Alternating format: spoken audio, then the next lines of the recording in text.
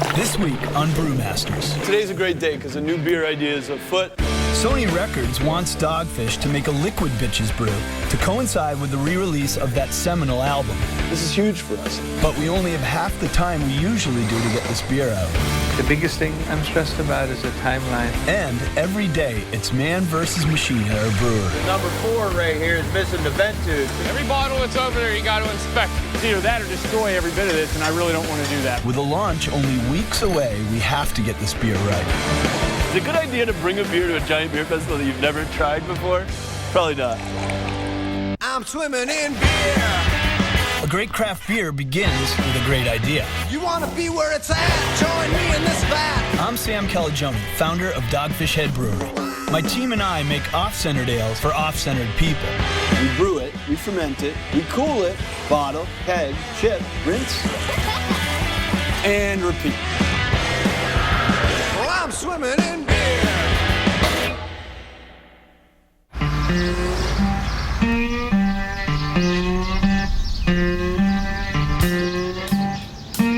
So I'll start with the most labor-intensive part of this. I'm Sam Calagione, and I've been brewing cutting-edge beers for over 20 years. Beer is quintessentially American. I mean, that's why they landed on Plymouth Rock. The dudes were out of beer. I started Dogfish Head because I wanted something more from my beer than what I could find at local supermarkets. Something exciting and something new. I decided to think outside the box and follow the truly American path of taking risks for something I truly believe in. This is a long version of our mission statement. It's an Emerson quote that goes, "Whoso would be a man must be a nonconformist. He who would gather immortal palms must not be hindered by the name goodness, but must explore, if it be goodness, nothing at last is sacred but the integrity of your own mind." That is exactly what we're trying to do, which is not live after what the world is doing, not care about the status quo, and try to create something that's never existed before. And if it's good and worthy and valuable, people will come along on this journey with us. But obviously that doesn't fit on the side of a six-pack, so we condensed that down to off-centered ales for off-centered people. For us here at Dogfish Head, that means making whatever kind of beers we want with whatever ingredients we want. We'll put pretty much anything into beer. Chicory, saffron, maple syrup, honey, cinnamon, allspice.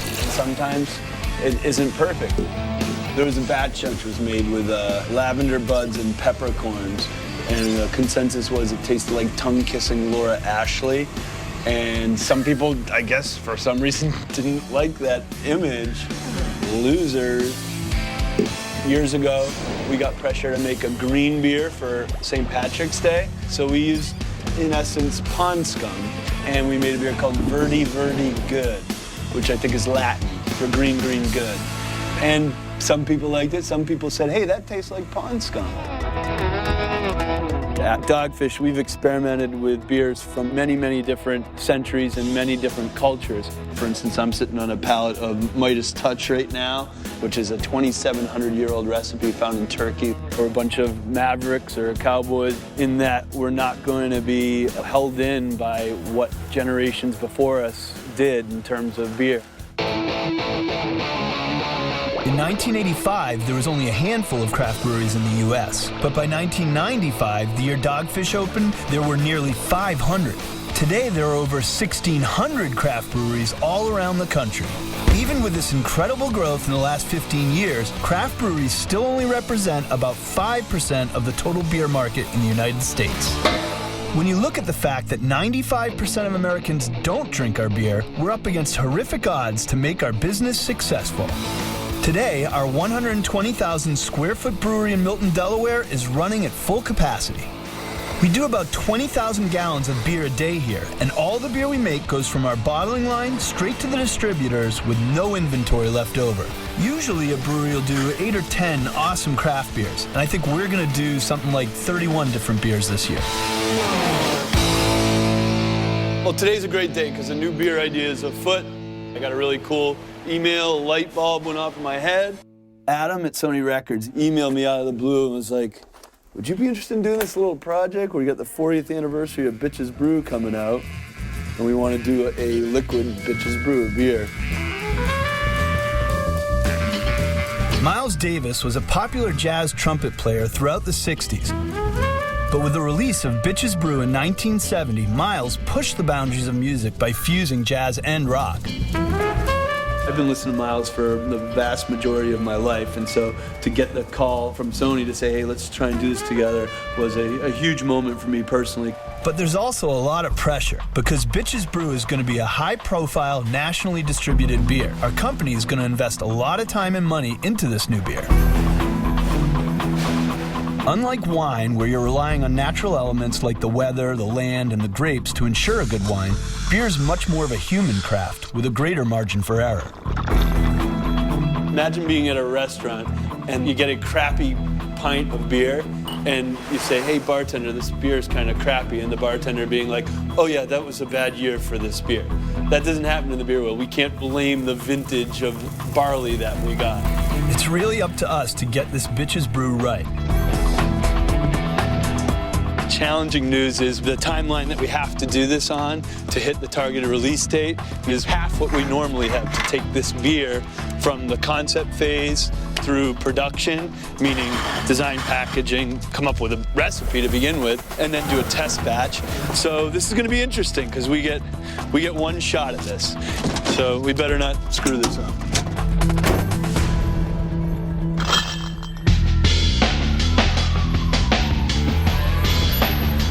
Without a day to lose, I head to Sony Music in New York City. This is the place dreams are made. I mean, Bob Dylan, The Clash, Santana, they all made their ways through this door and onto icon status. We are only a couple months away from the re-release of the record, and this beer needs to be released on the same day. After this meeting, it's going to be off to the races. What we decided to do here for the 40th anniversary edition was to create a new, broader experience with the record. It's funny because when we were thinking about, Dogfish Head and, potential partners and, obviously the play on the brew was sort of embarrassingly obvious, but, we were just thinking about, partners who understand sort of that experiential idea, and we just felt like Sam gets it. The idea of this being the quintessential fusion album, what I'm initially thinking and kind of want your feedback on as well, is to do a fusion beer. And so symbolically, we're referencing that fusion. You're talking to a guy who likes to drink beer. He doesn't know much about brewing it. It sounds delicious.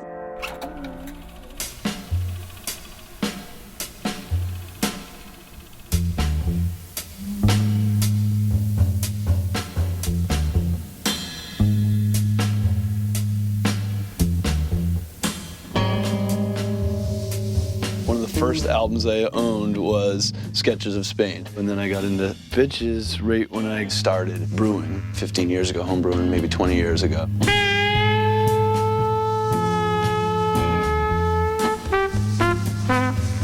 So it's meaningful music to me. Vince spent a lot of time with Miles, and on the road, right? Oh yeah, on the road in the studio. Yeah. Yeah. And so understands, where he was coming from and what he was up to. It's funny because I never had conversations about the music, but I just know he never looked back. Yeah. Every night was different. And this album today, it's still a touchstone for younger artists, Well, I mean, it's daring. Bitch's Brew is a daring record. You gotta take chances, man. Who the hell wants to be complacent? Who the hell wants to drink the same beer? You know what I mean? Just thinking about how you do your thing, and you guys earned your reputation for being way out. Dogfish Head's all about celebrating, pushing the envelope, creating. So what we're thinking about for this beer is, that on the back on the album with the two different hands kind of overlaying with each other, we're thinking of maybe doing fusion of these dark beers, like an Imperial Stout, really roasty, with a light African Tej beer, which is a honey beer from Ethiopia. That's great, man. So you're the Miles Davis of beer. I could only... I'm pretty psyched about this opportunity. This is huge for us.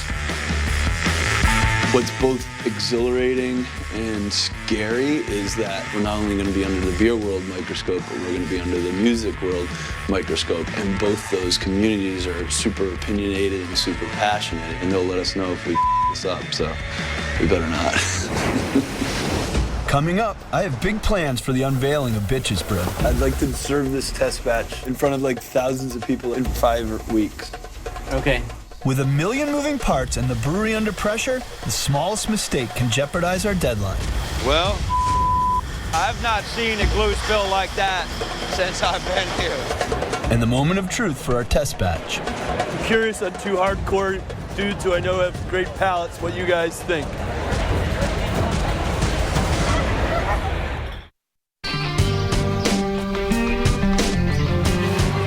Feeling really good after my meeting with Sony, it's time to kick it into high gear. The first man I have to speak with is Floris, our brewmaster. Floris! What are you doing, playing video games on the clock? Yeah. This is Floris. Hello. Our Belgian-born brewmaster extraordinaire. It's always exciting. When Sam is looking for me, there's usually something great to work on. He is the guy that makes sense of all the intricate moving parts out here and keeps 35 different batches of beer being brewed every week in harmony with each other and in harmony with our 110 odd coworkers. And the 2 billion yeast cells. And the 2 billion yeast cells. Floris is tasked with overseeing all aspects of our production brewery, from recipe execution, brewing, fermentation, and packaging. He's got his hand in everything. Sam is pretty fired up about the Miles Davis collaboration with Sony, but we're at the moment producing or brewing at a very high capacity. So what are the timelines from Sony and what are our capabilities? That's a piece I'm worried about at the moment.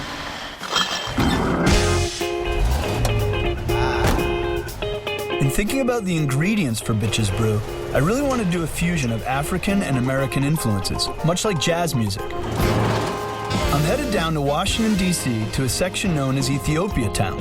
I'm going there to seek out some cool, authentic ingredients for our Bitch's Brew that'll not only make for a great beer, but it'll give it a good story as well.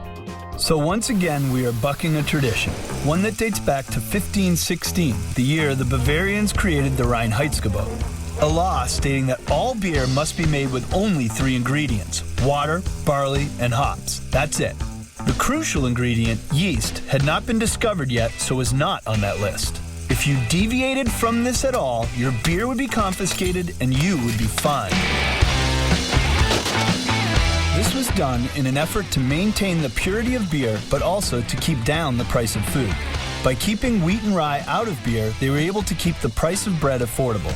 Most beer you drink today still loosely adheres to this antiquated law, but we decided to break with that quote-unquote tradition. My little trip to Ethiopia Town is a perfect example. This beer is going to have a lot of different stuff in it, but Tej is going to be one of the anchors for it. So I was hoping to seek unfiltered honey that still had like chunks of bees in it. Wow. And then also either getting the geisha root as a crushed root, almost like a powder, or getting it by the leaves. Maybe could we get you started to test with one of our Tej? Next thing you know, we're enjoying beverages. I like it. Samuel and his crew hooked me up with some great authentic ingredients to share with my guys, so we can come up with a recipe for this beer.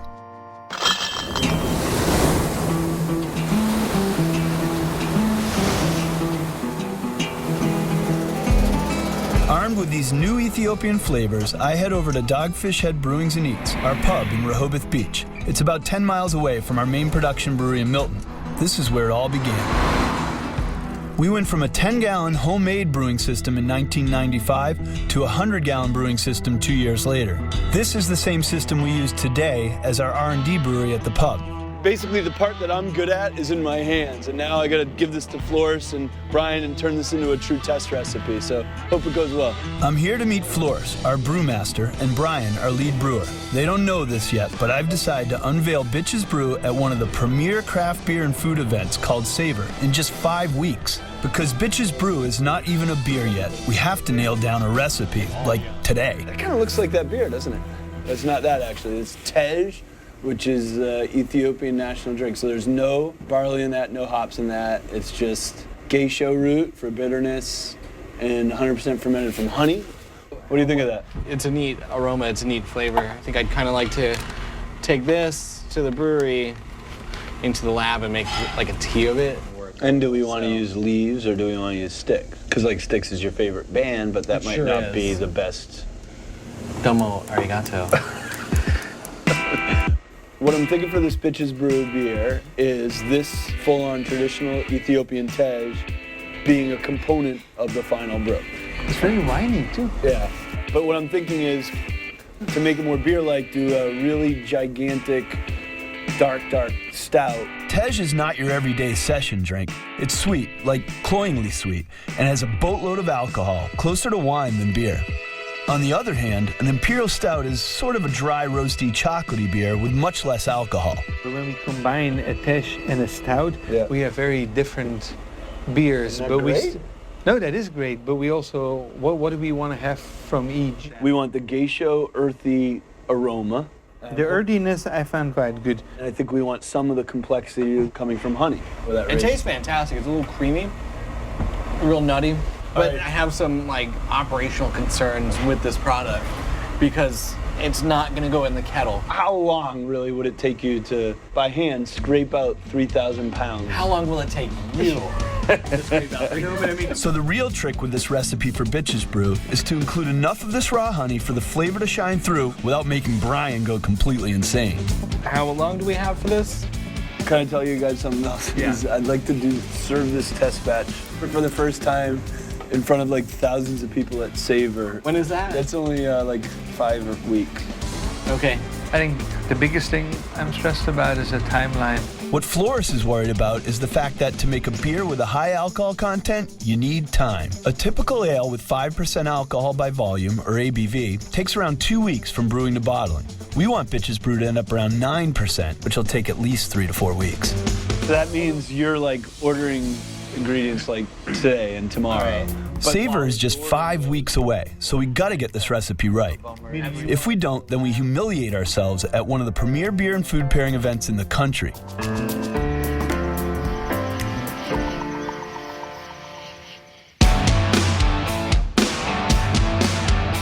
As I'm coming up with new ideas, like Bitches Brew, our core day-to-day business has to continue. I rely on a fantastic team of over 100 people in 8 departments to get our beer out the door. I tell you, there's no better feeling than getting up in the morning and riding this bike to this brewery.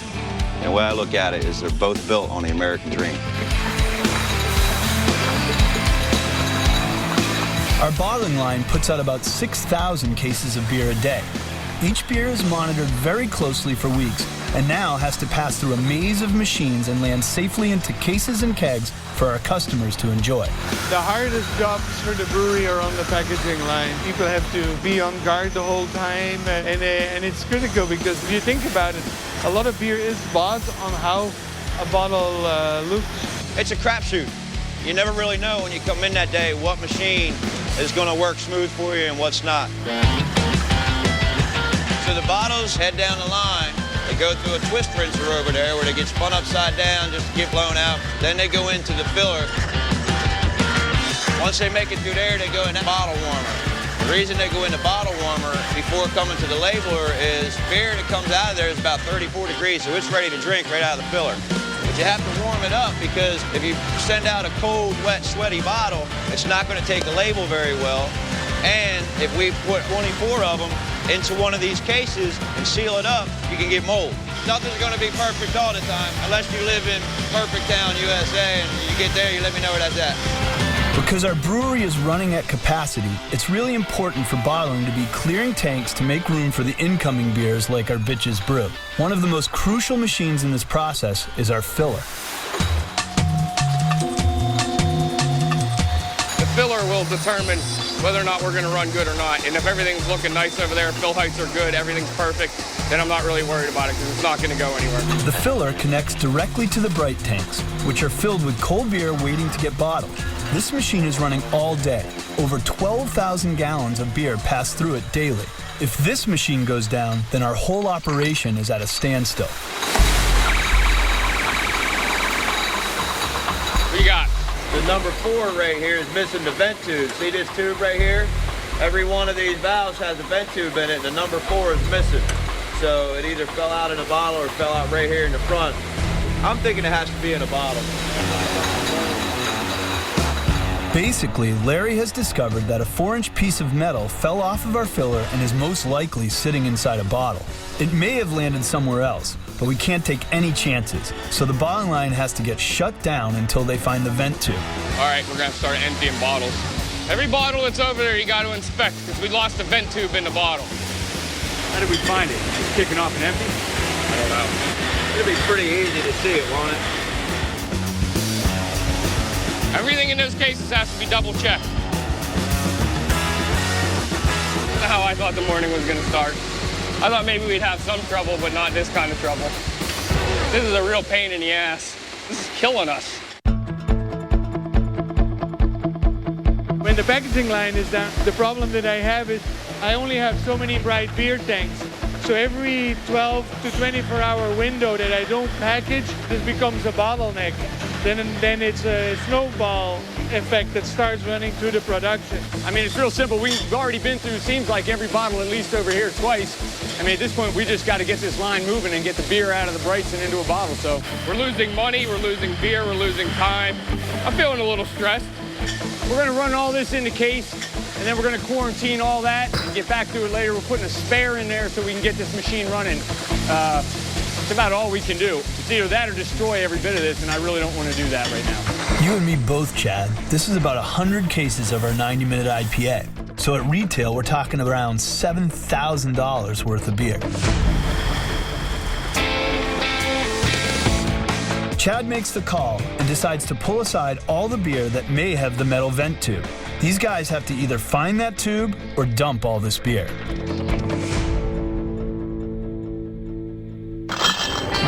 Coming up, the hunt for the vent tube continues. I'm guessing it was your rebuilding. Oh, you think it was my valve? Yeah, I think it was yours. Oh, that's And Brian and I get to work on the test batch for Bitch's Brew. First step, take them out, treat them like a lady. Second step, make some beer together.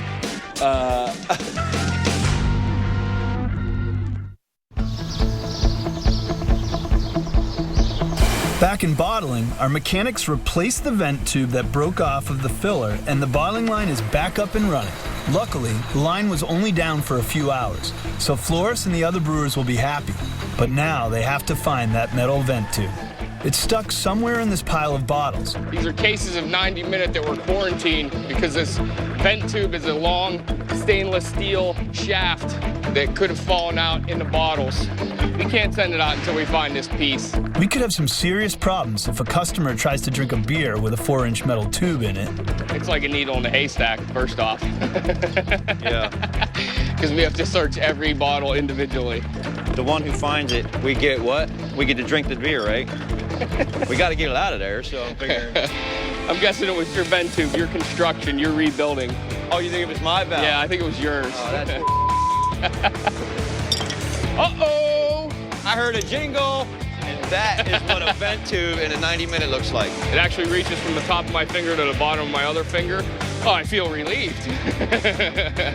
All right, guys, good job. I'm going to take this up to the boss. And... All right, man, you got it. All right, thanks, guys.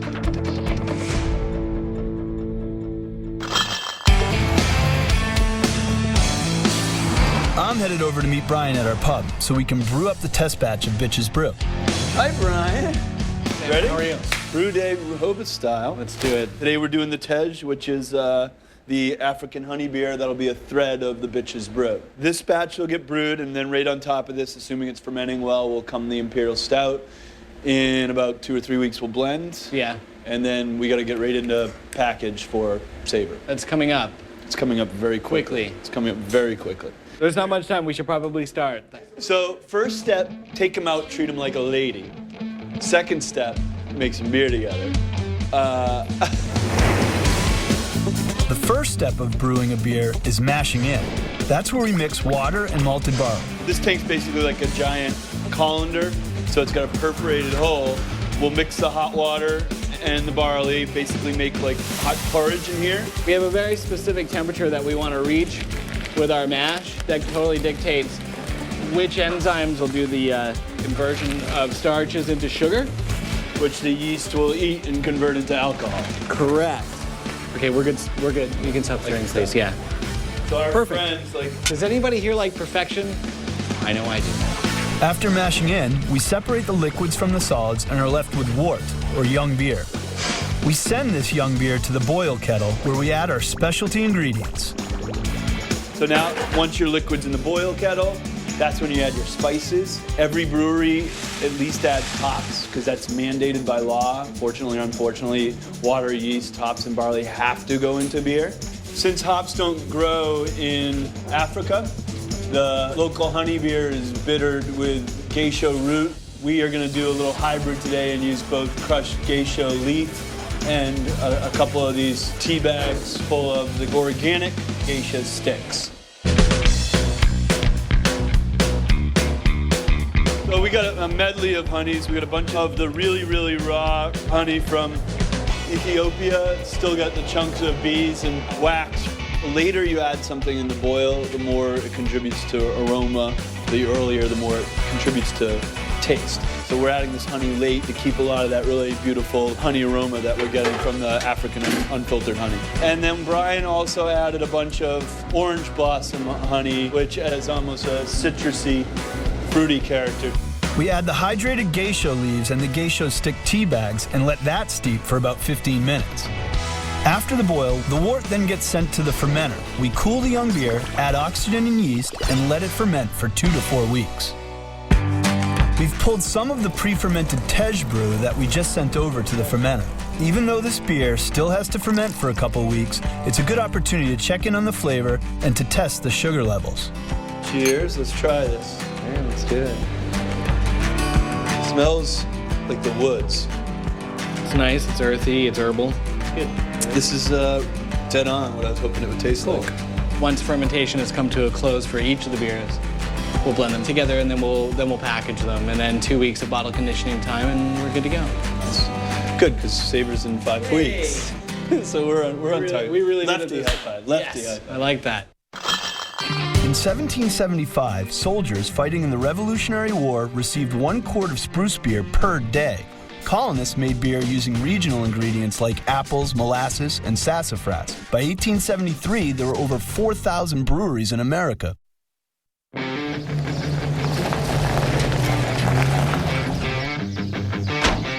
Today's a big one. It's game day. This is the first day that we're going to be unveiling our Bitches Brew, the beer that we've made a test batch of. Finally going to be tried by beer lovers. My truck has no AC, which is part of the reason I'm sweating, but it's also because I'm scared out of my pants and anxious to see what people think of this beer, because we put a lot into it. There it is, Bitches Brew. Bam! That's it. That is the Holy Grail. That's our first ever sixtel of Bitches Brew. Off to our nation's capital at 58 miles an hour top speed.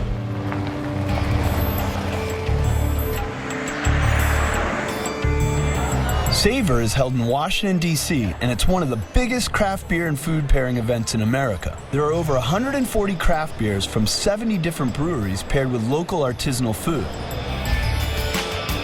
The people that are going to spend $97 to come to this event are going to be beer connoisseurs. Beer connoisseurs are a very vocal lot, and they're not afraid to tell you your opinions, which is great. Tonight, we find out if we nailed this recipe for Bitches Brew, and it has to hit the store in less than 2 months. I'm anxious and excited. This is, well, it's stupid. We're basically taking a test batch of something we've never made before, and we're serving it at one of the most high-profile beer events in the world for the first time. So there's some risk there, but we love risk, so.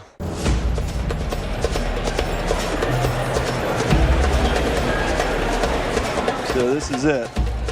Hopefully it doesn't spray all over the place. Lost a little. It's a good idea to bring a beer to a giant beer festival that you've never tried before. Probably not. Well carbonated.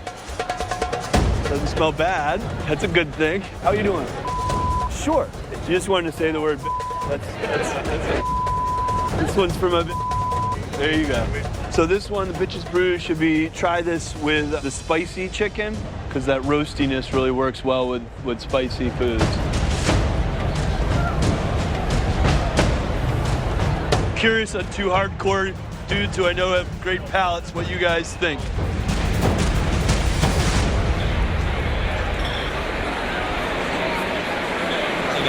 This is amazing. Yeah, the smell of that is absolutely amazing. But it's smooth and complex. Yeah, it is. I hear jazz. You do? Definitely hear jazz. You can hear the jazz. It feels good. Loud and strong. It's a beer that sounds good. Miles would be proud. Absolutely. You think Miles would be proud? Miles would be proud. This event is really where you get an honest reaction from people who know beer.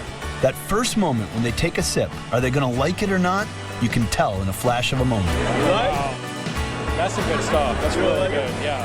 A nice smoky flavor, yeah. I expected some sweetness from the honey, but I'm actually not getting that. What are the flavor? A little bit chocolatey almost. Yeah, chocolatey. Very chocolatey. It's like a milk chocolate and then dry sort of dark chocolate finish. Nice. Starts as milk and gets dark. I don't taste the honey. The honey's almost all fermented out. It is a huge relief that we've had such a positive response from the folks at Savor. In fact, I don't think I've ever kicked a keg so fast. I'm only got a little bit left, but I got you guys. But we do have to tweak this recipe a little bit to get it just right. The aroma is exactly where we want it. The way it ends, roasty and chocolatey, is exactly how we want it. But I feel it could be a tad less dry, so that in the middle of the taste, it has a little bit more body. Be honest, if you could change anything about the flavor or no? No, I wouldn't change anything. Really good. I want another glass. You want another glass? That's exactly the sentence we like to hear at DFbitchew. We only have 4 weeks to brew all the beer, to bottle, label, pack, and ship it all around the country, so it hits the shelves on the same day as Sony's re-release. Adam from Sony is coming to our brewery next week to brew the big batch of Bitch's Brew, 50,000 bottles, and this beer has got to be perfect. Tomorrow we're brewing Bitch's Brew, right? I'm excited. I feel like we got the VP of Sony here tomorrow. Right. I kind of look at it as an audition. Let's wow him. Brian and I have a beer geek hip-hop group. We're probably the finest beer geek hip-hop group of our generation. It's called the Pain Relievers. And it's like, oh yeah, welcome to our crib. We're gonna make some beer. But bam, we got you, now we're making rhymes. Perfect. You gotta keep pinching pennies, man. You gotta shop it around to pay as little as you can. You gotta keep pinching pennies, man. With no doubt, so you can pay the full amount when it counts. Jill, favorite pain relievers of this album? Gravity, something about Check Your Gravity. Check Your Gravity, yeah. Right. Kind, favorite pain relievers album? They're all my favorites. Steve, favorite pain relievers album? Pinch and pennies. The accountant's favorite song is Pinch and Penny. You gotta keep pinching pennies, man. I think we're gonna knock Adam's socks off. Hopefully he's wearing socks. Yeah, at the beach. A lot of those entertainment people don't wear socks. They wear espadrilles. Oh wait, you're not wearing socks. Wait, it's that good. So you'll think of some rhymes, work on the verses, and just free flow on the choruses.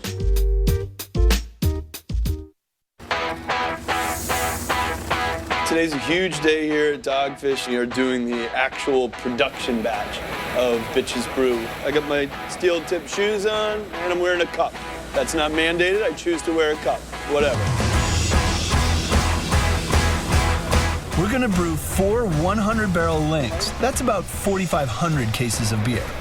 In order for this project to be a success, we need to get 100% of this batch bottled up and on retail shelves on the same day the Bitch's Brew box set hits the shelves.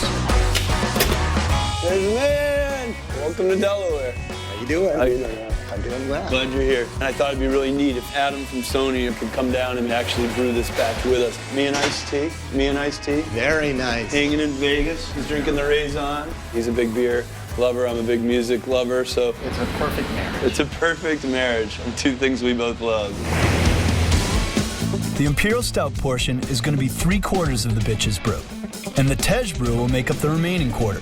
The stout will have a variety of specialty grains, including roasted barley, amber malt, and crystal malt. We'll also add some dark sugar from Africa. The Tej will be made with barley and raw honey, as well as the sticks and leaves from the geisha plant. We'll blend these two types of beer pre-bottling to make our Bitch's Brew. In total, we're doing about 12,000 gallons of beer today. Adam, Sony. Hey Adam. Brian. Nice to meet you. How are you? Welcome to Milton. Glad to be here. When's the next time you're going to put us to work? I hope you didn't work out yet today. He went for a bike ride, but he hasn't done upper body yet.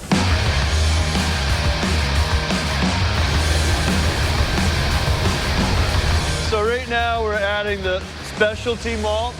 This beer is really intensive on specialty ingredients, not just the sugar, the honey, the geisha, but all these different kinds of malt. You can see we got a bunch of roasted malt coming into this. a bunch of amber malt. The vast majority of the grains in any beer that you brew are going to be a lighter grain, like a Pilsner or lager malt. But this batch of Bitch's Brew has a disproportionately high volume of specialty grains. The dark roasted barley, which is going to give you those nice burnt, roasty flavors. And then a lot of crystal malt, a lot of mid malt, which leads to good body in the beer. So this is the crystal malt. This is the hidden gem that we didn't have much of this in the test batch. As we tasted that first test batch, we feel it's almost exactly what we want Bitch's Brew to be, but it with dark grains made it a little even too dry in the middle of the taste, and we can address that by doing some darker barley.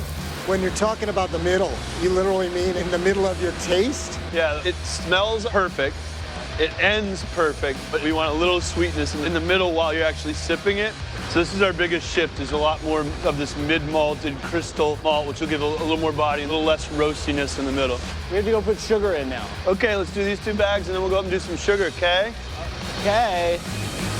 I give Adam a B+. He had to take a call from Akon's manager, but that happens to everybody in the middle of a brew day, doesn't it? Other than that, he's been very focused. We yes, we're here to brew. We love brewing. We live for it, really. Well, we live for really 2 things. We live for brewing and for our music, our love of music.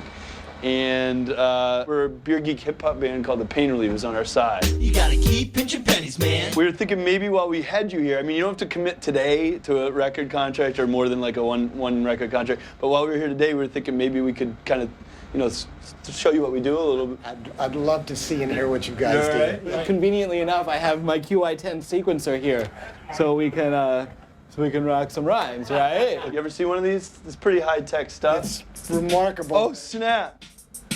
That's nice, right? And like that, you're laying down beats? What? Huh? Just That's like right. that. All right, let me see what I got.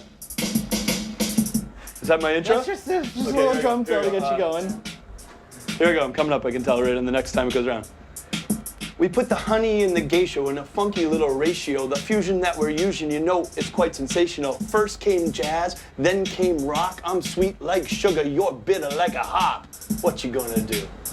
I'm making Bitch's Brew. What you gonna do? I'm making Bitch's Brew. I said, what you gonna do? He's making Bitch's Brew. I'm the rubber, you're the glue. Making Bitch's Brew. Nice. See, that's what we're talking about. All right, you got anything? Rockin' funky beats on the QI10. The Pain Relievers coming at you one time again. Making it up right here on the spot. Yo, yo, yo, yo, we're brewing, ain't never gonna stop. I like That's it. Right. No, don't answer right away. Yeah. We can sign it like at 5. Yeah, you guys get the paperwork ready, and I'll be here. Excellent, excellent. Okay, high fives. I think we impressed Good job. Our Imperial Stout is in the boil kettle, and the Tej Brew is in the mash tun just behind that. Flores has scheduled Bitch's Brew to hit the boiling line in about a week, squeezing it in between all the other beers that we have going out the door. It's precisely at moments like this that our boiling line needs to be a smooth-running machine for us to stay on target. Well, I've not seen a glue spill like that since I've been here. Things like this do not help our tight schedule. I made a mistake. I was trying to roll it and it slipped out of my hands, but it was already open.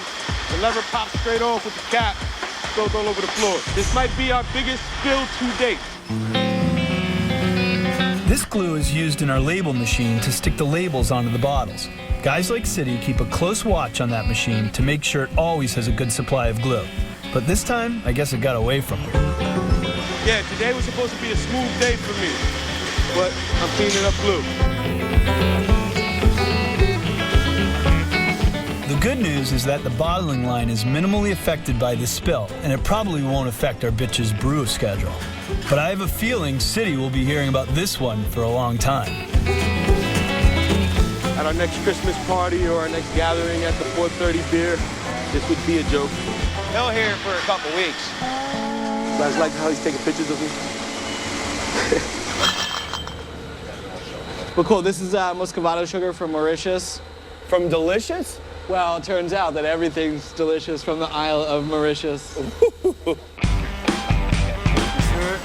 Adam, Brian, and I finished the first stout brew by adding the sugar to the boil and sending it off to the fermenter.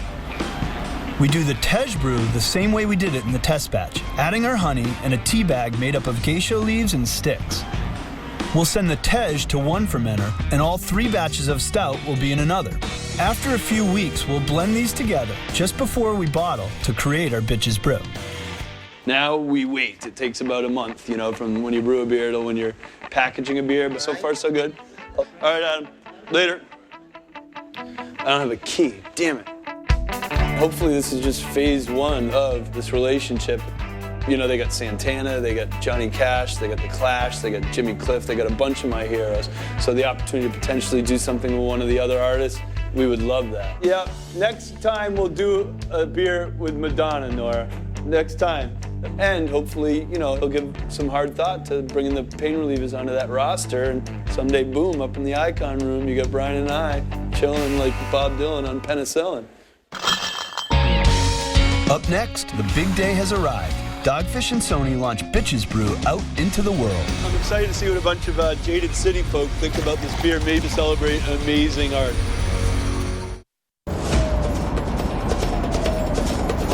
Tonight is kind of huge. This is it, the unveiling of Bitches Brew.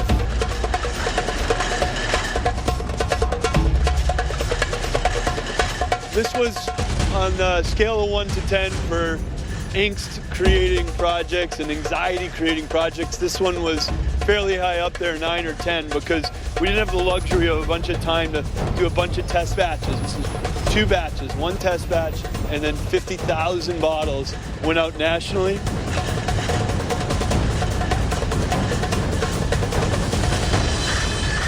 The beer just got out in the stores like last week. The reception to it has been phenomenal. All 4,500 cases we made are gone. It's all through retail. There's interest in us making another batch. So we really nailed it. I'm excited to see what a bunch of jaded city folk think about this beer made by Delaware to celebrate amazing artists.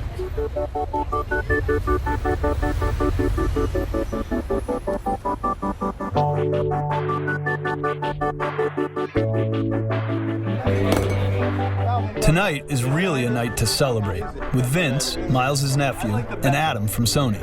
Cheers. This is the man. We're celebrating the man over there is what we're celebrating. I mean, the music speaks for itself. Yeah. You know, and this is just the icing on the cake. I even got to hang with Lenny White, who was one of the drummers on the Bitches Brew sessions. Lenny White. I like the old haircut. I like the old haircut. Cheers. Cheers. Cheers. Cheers to constant, ongoing reinvention no matter what you do. The beer is delicious. Every time I taste it, I'm surprised at how easy it is to drink. I think my Uncle Miles would have been proud. I think he would be proud of this moment. I'm really, really psyched with the way this project with Sony has turned out. The beer's been a huge success, and I'm hoping that Adam and I can work together again. Sony Records has an amazing stable of artists, and to do a beer with any of them would be awesome. And who knows, maybe one day the Pain Relievers will get that record deal we've always dreamed of.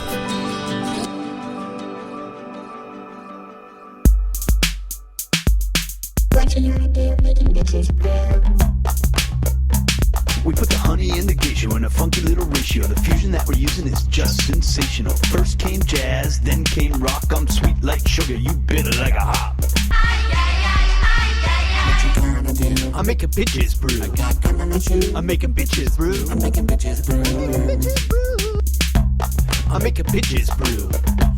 I'm making bitches brew.